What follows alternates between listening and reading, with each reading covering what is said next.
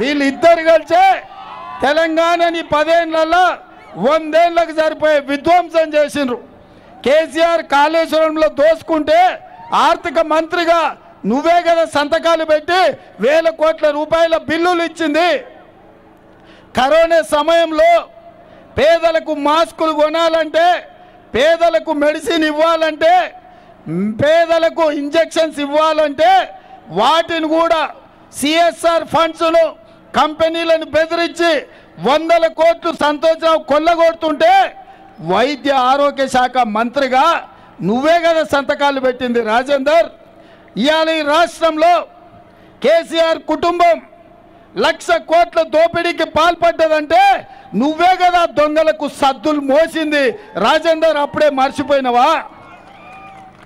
ఇవాళ ధరణి ముసుగులో outer ring road చుట్టూతా హైదరాబాదు నగరంలో వేలాది ఎకరాల భూములను దొరలు ఆక్రమించుకున్నారంటే ఆ దొరల గడీల దగ్గర కాపలా కాచింది నువ్వు కాదా రాజేందర్? గద్దరన్నను ప్రగతి భవన్ ముందల ఎర్రటెండకు 4 గంటలు కూర్చోబెడితే మిట్ట మధ్యాహ్నం ఒక్క రోజన్న గద్దరన్నను అవమానిస్తావా అని ఎన్నడన్నా కేసీఆర్ను గద్దించినవా? ఇవాళ కూడా ఈ మల్కాజ్గిరి ప్రాంత ప్రజల్ని ఆలోచన చేయమంటున్నా. కేటీఆర్ ఎప్పుడన్నా రాజేందర్ను విమర్శించిండా? పోనీ రాజేందర్ ఎప్పుడన్నా కేటీఆర్ అవినీతి మీద ఫిర్యాదు చేసిండా? దోపిడీకి పాల్పడ్డదే కేటీఆర్ కదా. జన్వాడలో 25 ఎకరాల ఫామ్ హౌస్ 1000 కోట్లతో కట్టుకున్నది కేటీఆర్ కదా. గజ్వల్లో 1000 ఎకరాల ఫామ్ హౌస్ చంద్రశేఖరరావుకు ఉంది కదా. ఈ అవినీతి మీద ఈటల రాజేందర్ ఎప్పుడన్నా నరేంద్ర మోడీకి ఫిర్యాదు చేసిండా? అమిత్ షా దగ్గరకు పోయి చర్యలు తీసుకోమన్నాడా? మరి మీ ఇద్దరిది పొద్దటిపూట బంధం, చీకట్ల ఒప్పందం, మీరిద్దరు కలిసే కదా మొత్తం దోపిడీ చేసింది. ఇవాళ వచ్చి ఆయన సన్నాయి నొక్కులు నొక్కుతుండు 100 రోజుల్లో రేవంత్ రెడ్డి ఏం చేయలేదని. నేను అడగదలుచుకున్న చంద్రశేఖరరావును, నేను అడగదలుచుకున్న ఆయన దోస్తు ఈటల రాజేందర్ను, 10 ఏళ్ళు మీరు గాడిదలను కాసినరా? 10 ఏళ్ళు ఈ ఫ్లైఓవర్ కట్టలేదు, మా ఉప్పల్ల పేదోళ్ళని ఆదుకోలేదు. 100 రోజుల్లో నేను ధైర్యంగా చెప్తున్నా, ఇవాళ 100 రోజుల్లో అధికారం చేపట్టిన 48 గంటల్లోనే ఆడబిడ్డలకు ఆర్టీసీ బస్సులో ఉచిత ప్రయాణం ఇచ్చిన 35 కోట్ల మంది ఆడబిడ్డలు,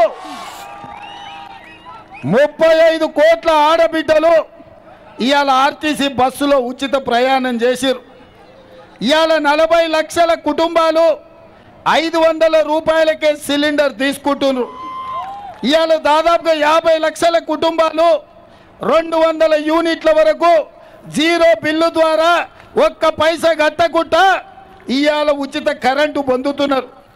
ఇవాళ లక్షలాది కుటుంబాలు రాజీవ్ ఆరోగ్యశ్రీ పథకం ద్వారా ఈరోజు 10 లక్షల రూపాయలు వాళ్ళు లబ్ధి పొందుతున్నారు. అదేవిధంగా పేదవాడి ఆత్మ గౌరవం 4,50,000 ఇందిరమ్మ ఇండ్లు 22,500 కోట్లతోటి ఇవాళ వాళ్ళకి ఇండ్లను మంజూరు చేసినాం.